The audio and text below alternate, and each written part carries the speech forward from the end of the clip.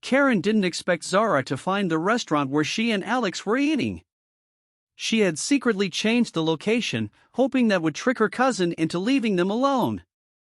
She focused her attention completely on Alex, who was sitting across the table from her. She had hoped to make the most of this opportunity, but he seemed quiet and withdrawn. Alex couldn't stop thinking about what had happened the day before and couldn't forget the look on Debbie's face when she had left. His heart felt like it was being stabbed with a knife. "Alex, you've obviously got something on your mind." "What's wrong?" Karen asked. "You can tell me. It might make you feel better." He slowly raised his eyes, and when he saw Karen's gentle smile, he felt a little better.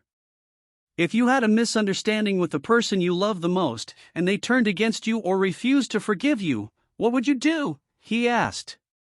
His heart felt heavy, and he was afraid that Debbie would never speak to him again. Karen was surprised by his words, and she felt uneasy.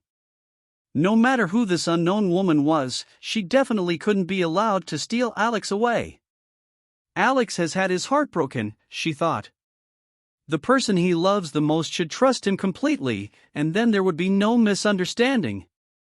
Karen was used to dealing with people, and she knew she couldn't be too direct. But if she pointed him in the right direction, she was sure he would figure it out. "Alex, do you love her?" Karen asked, watching him carefully. He nodded, causing Karen's heart to sink. She forced a small smile. "If you're honest with her, and she still doesn't trust you, then perhaps she doesn't take your relationship as seriously as you do. Maybe you should walk away," Karen said as she thought about how to handle this problem. Could she be right? Alex wondered. He didn't know what to think. It was all so complicated. Karen felt relieved when she saw that he was considering her advice. Now that she knew she had a potential love rival, she had to move quickly. If she was too slow, then she would miss her chance. "Cheer up, Alex," she said. "There are plenty of fish in the sea." She edged closer to him and slowly slid her hand across the table. Although she knew she was being far too forward, the situation was urgent, and she had to take the risk. Besides, from what she knew of Alex, he wouldn't be angry. She was so close to Alex's hand. Just a few inches more, and she would be touching him. She moved her hand to within half an inch, then closer. Just as she was about to make contact, a loud voice came from beside her. "Karen, what are you doing here? And who is this?" James demanded. She had been so focused on Alex that she hadn't even seen him arrive. "James!" Karen gaped at him in surprise. This was a problem. Zara, her annoying cousin, had managed to track her down. "Karen, what's going on? I want an explanation now." James stared at her. This was the exact situation she had once wanted. With anyone else, it would have worked brilliantly. She would have shed a few tears, and James would have blamed himself and then confessed his love for her. But everything had changed. She was sitting here with Alex, who had a supreme card proving he had over $30 million. Compared to Alex, James was nothing. Karen didn't even bother to answer any questions. She pointed outside as she glared at him. "Go away. This has nothing to do with you." Alex was confused. He frowned at James and asked, "Who are you?" To James, this was a blatant provocation.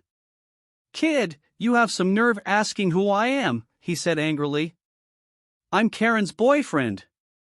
So, if you know what's good for you, get lost." "That's nonsense. When did I agree to that?" Karen shouted. Now that she wanted Alex, James was getting in the way. James and Karen had met on a blind date set up by their families. Although their relationship was intimate, neither of them had defined what they were to each other. James was at his wits' end trying to understand her. "If we're not a couple, then why do you think I brought you expensive gifts?" he demanded. Why do we call each other every night before we go to sleep? James, don't be stupid, Karen said with a sneer. I'm not responsible for what you believe. As far as I'm concerned, we're just friends. I get it. James scowled. It's because of this kid, isn't it? He glared at Alex. You dare to steal my girlfriend? You must have a death wish. With that, James raised his hand toward Alex, ready to teach him a lesson. But before he could land a single blow, Karen slapped him hard, stunning him. Karen hadn't hesitated to hit James. If he beat up Alex, it would ruin everything. And maybe Alex would be grateful to her for intervening, and then she would be even closer to winning his affection. I think I should go. Alex was embarrassed by the scene. He stood up and walked outside. Karen glared at James before running after Alex. Alex, I'm sorry about that, Karen called to him as they left the restaurant. It's fine. It's not your fault. He smiled. That's the person I told you about earlier, she explained. The one who has been chasing me. He's made several scenes like that. I keep saying no, but he doesn't listen, and sometimes he even attacks me. Karen lowered her head, covered her face, and began to cry softly. Please don't cry. I don't think he'll bother you anymore. She seemed so helpless and sad that Alex couldn't help but comfort her. Karen took this opportunity to move closer to him, and then she gently leaned into his chest. When he didn't immediately push her away, she felt a moment of triumph. She pressed herself fully against him and nuzzled at his neck. One moment, Alex was worried about Karen, and the next, he was completely focused on her body.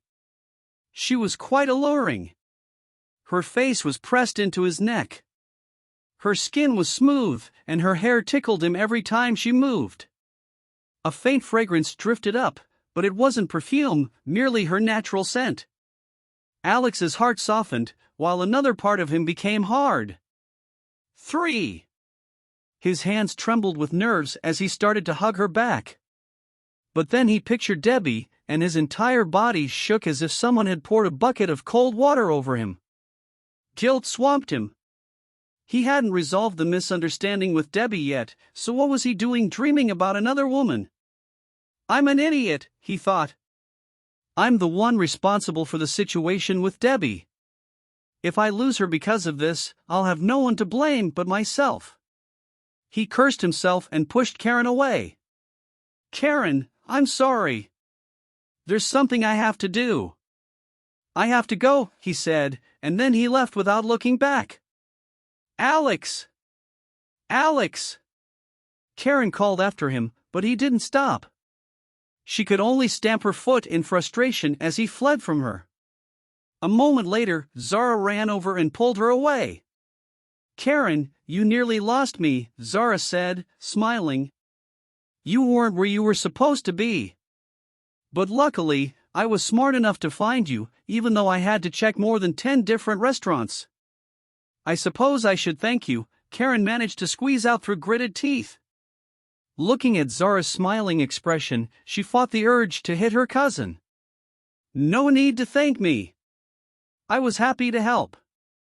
Zara didn't notice the hatred in her cousin's eyes. Oh, Karen, your acting was so realistic. If I hadn't known better, I'd have thought you were fighting with James because you wanted Alex. She grinned. Did you see his reaction?